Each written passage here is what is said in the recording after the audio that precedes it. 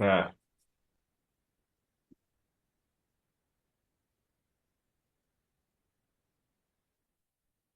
Langsung diawiti Mas Anas, jenengan mawon saja langsung diawiti. Oh, aku. Ya, Bon. Bismillahirrahmanirrahim. Assalamualaikum warahmatullahi wabarakatuh.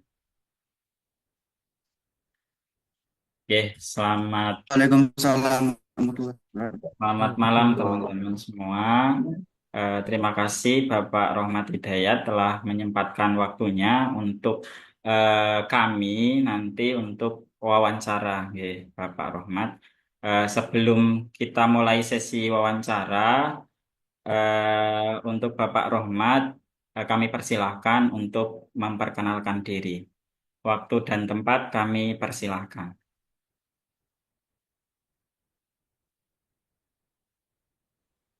Ya sudah. Sudah. Baik, sebelumnya selamat malam kakak-kakak semuanya. Perkenalkan dulu, nama saya Rohmat Hidayat. Saya merupakan salah satu pembina dari SD Negeri Geneng 1 Margomulyo, asalnya dari Sragen. Mungkin itu saja cukup ya kakak-kakak untuk perkenalan singkat kita pada malam hari ini. Saya kembalikan kepada Kak Anas, semoga. Baik, terima kasih Kak Rohmat karena pramuka kita panggil Kak ya, Kak Rohmat Hidayat. Terima kasih untuk waktunya di sini. Langsung saja saya bertanya ya, Kak Rohmat. Yang pertama, pertanyaan ini terkait program kerja. Jadi di gudegnya Kak Rohmat itu pasti melakukan adanya program kerja. Nah, di sini bagaimana proses perencanaan program kerja untuk anggota pramuka di gudegnya Kak Rohmat? Baik, untuk program kerja di gugus depan, nah itu awalnya mulai kita dari gugus ya, musyawarah gugus.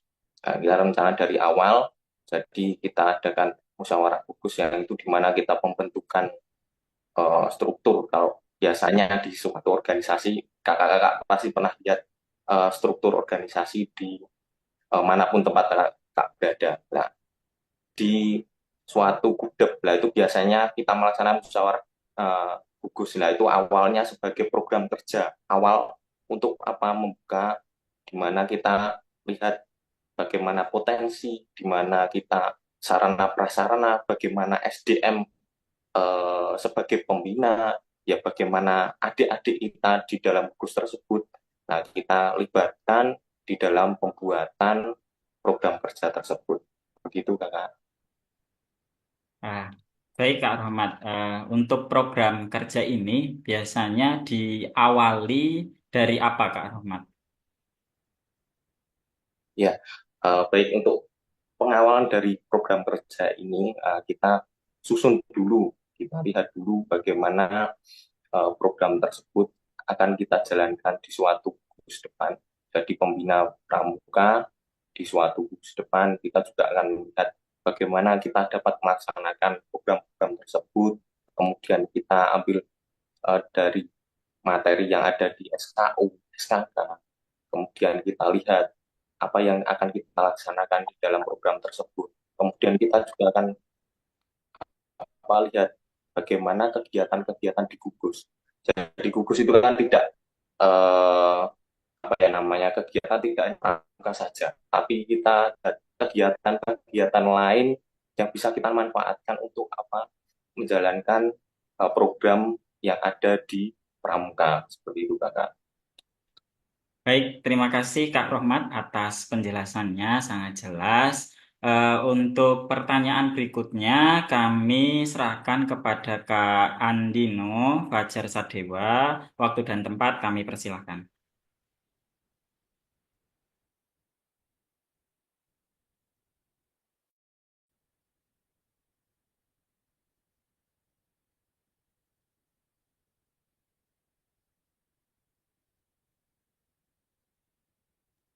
Mohon maaf Kakak untuk suaranya belum terdengar ya.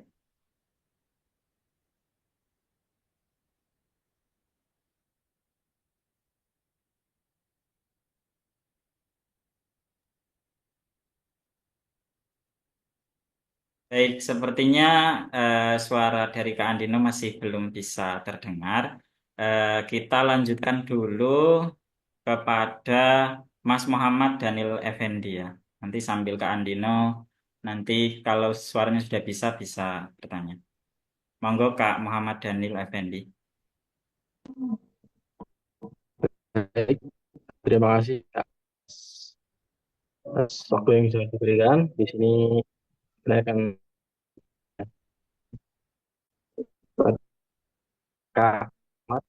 Ya, di sini saya akan bertanya mengenai materi yaitu dunia, ya dunia pramuka, tepatnya itu penggalang. Ya, menurut Bapak, apa yang dimaksud dengan dunia penggalang dalam pramuka dan bagaimana dunia ini berkembang dalam pembinaan? Seperti itu, Pak.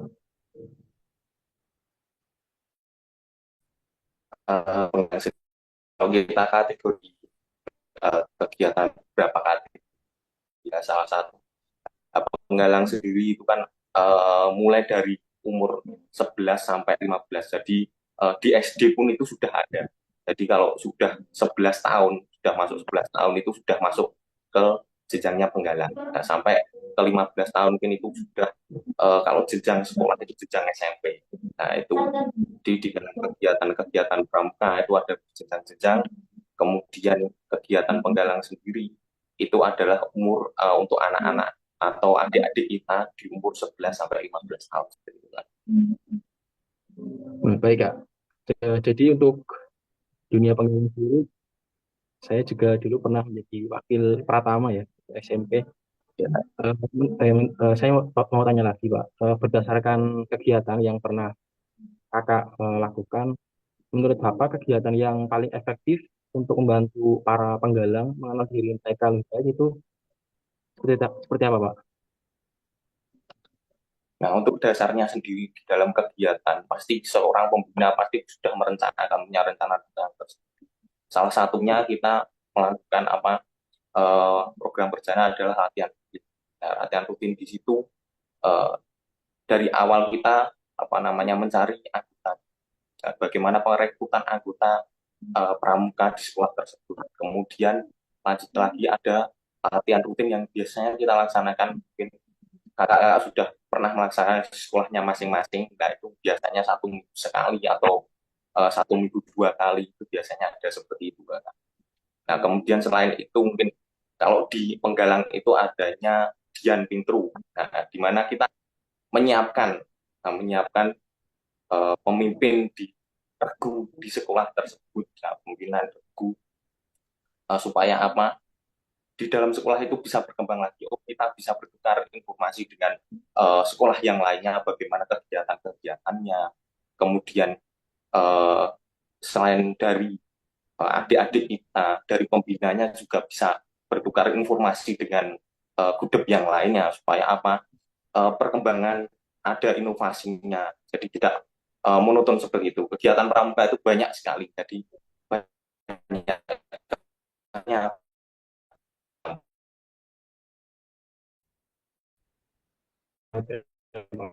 Berikan cukup jelas dan Yes. sangat membantu kami untuk para calon guru. Mungkin selanjutnya akan saya kembalikan ke Kak Anas. Baik, terima kasih Kak dan Kak Daniel. Untuk pertanyaan selanjutnya bisa dari Kak Aun ya. Monggo silahkan Kak Aun. Ya, terima kasih Kak Anas. Izin bertanya Kak Rohmat Hidayat, kaitannya mengenai strategi pengelolaan gudeg depan. Dan yang ingin saya tanyakan, apa strategi apa yang digunakan untuk mengelola gudeg depan dan mendukung pembinaan penggalang secara efektif? Itu kira-kira seperti apa ya, Kak?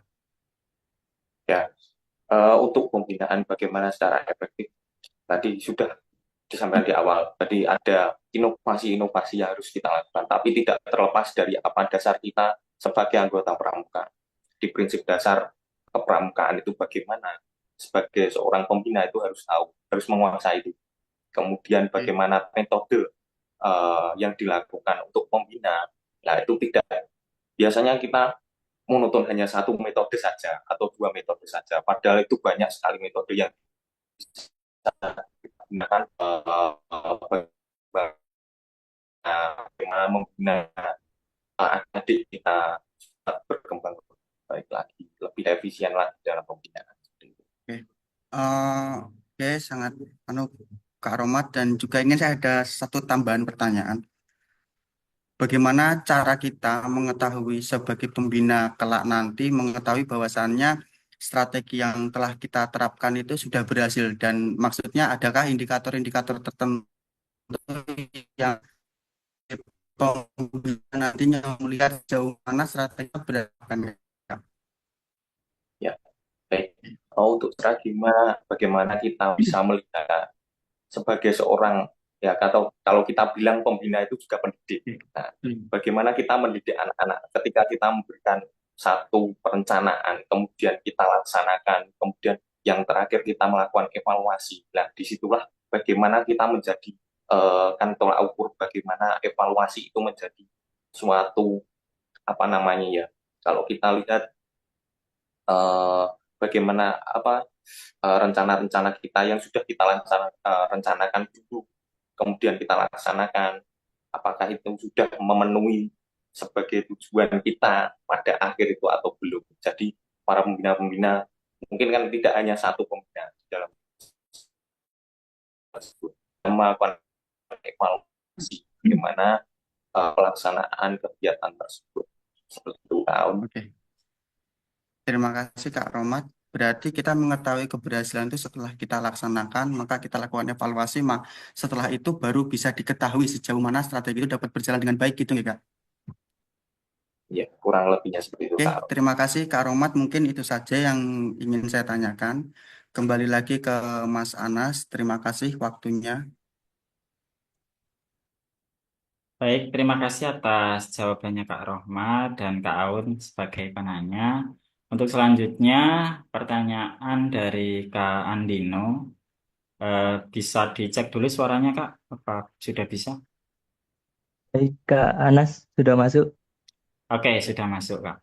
Silakan. Iya, iya. Baik, terima kasih atas waktunya, Kak Anas. Izin bertanya, Kak Rohmat, ini terkait metode membina. Tadi kan sudah disinggung ada beberapa metode membina. Nah, apa metode yang paling efektif dalam membina anggota pramuka, terutama pada tingkat penggalang, Kak? Ya, baik, kalau kita melihat yang paling efektif itu tidak bisa disamakan ya Kak. Antara satu kudep dengan kudep yang lainnya tidak bisa disamakan. Tapi ada beberapa, misal kita bisa melakukan apa namanya learning by doing. Berarti kita belajar sambil melakukan. Nah, seperti itu. Mungkin di satu kudep bisa kita lakukan, di kudep yang lain tidak bisa dilakukan. Nah, seperti itu. Contoh satunya seperti itu. Bisa kita lakukan kegiatan yang menarik dan menantang. Misal, kalau di gudeg kakak-kakak, mungkin yang pernah mengikuti kegiatan pramuka itu ada kegiatan persami, nah, seperti itu. Kemudian kegiatan yang menarik bagi adik-adik kita itu menarik juga. Kemudian di dalamnya, di dalam kegiatan persami itu ada beberapa kegiatan-kegiatan yang bisa kita lakukan, seperti itu. Kemudian selain itu metode yang bisa kita lakukan adalah kegiatan di alam bebas. Nah, mungkin kakak pernah mengikuti kegiatan pramuka juga. Ketika latihan pramuka, apakah monoton di dalam ruangan saja? Tentu tidak ya kakak. Pasti biasanya kegiatan itu banyak dilakukan di luar ruangan daripada di dalam ruangan. Ya, itu salah satu metode yang dilakukan di dalam dunia pramuka. Baik, kan dalam menerapkan metode pasti ada tentang pembina itu. Apa tantangan yang dihadapi dalam menerapkan metode pembinaan yang inovatif dan digudep? Ya, baik kakak. Tentu saja di dalam gudeg kita harus bersinergi, jadi saling kerjasama antara pembina juga dengan adik-adik kita. Nah, bagaimana kita saling bisa apa namanya membantu satu sama lain. Nah, jika satu sama lain tidak bisa membantu, tentu apa yang sudah menjadi metode yang kita lakukan pun juga tidak akan terlaksana dengan baik. Kemudian bagaimana sarana prasarana, bagaimana kita bisa melakukan satu metode apabila sarana prasarana tidak memenuhi. Nah, seperti itu kakak. Kemudian sumber daya manusia. Nah, kalau kita lihat di gugus depan itu banyak sekali yang masih jadi pembina tapi belum memenuhi syarat. Nah, jadi pembina biasanya harus ikut apa kak? Minimal itu kalau di dalam syarat, di dalam apa namanya syarat sahnya menjadi pembina adalah ikut KMD. Nah, seperti itu. Jadi kakak-kakak pembina di dalam sekolah tersebut minimal harus ikut KMD. Nah, seperti itu kakak. Baik Kak Roma, terima kasih atas jawabannya. Itu saja yang saya tanyakan ke Kak Romat. Waktu dan tempat saya kembalikan ke Kak Anas. Baik, terima kasih jawabannya Kak Rohmat dan pertanyaan dari Kak Andino. Dari teman-teman ini masih ada waktu 7 menit. Apakah ada yang ingin bertanya lagi?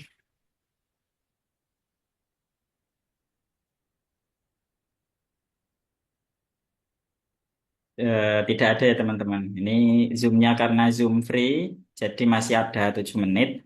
Karena tidak ada, mungkin saya tutup nggih, Pak Kak Rohmat. Sebelumnya dari kami semua mengucapkan terima kasih kepada narasumber kita yang telah berbagi ilmu, pengalaman, dan inspirasi dalam wawancara pramuka ini. Tentu saja apa yang telah disampaikan tadi sangat bermanfaat dan memotivasi kita untuk nantinya kita mengikuti KMD. Saya juga ingin mengucapkan terima kasih kepada seluruh peserta yang telah hadir dan aktif berpartisipasi dalam sesi tanya jawab ini. Semoga apa yang kita pelajari hari ini dapat diterapkan dalam kegiatan KMD kita nanti dan siap menjadi pembina pramuka. Akhir kata, saya sebagai moderator mohon maaf apabila ada kekurangan dalam membantu. Sampai jumpa di kesempatan berikutnya.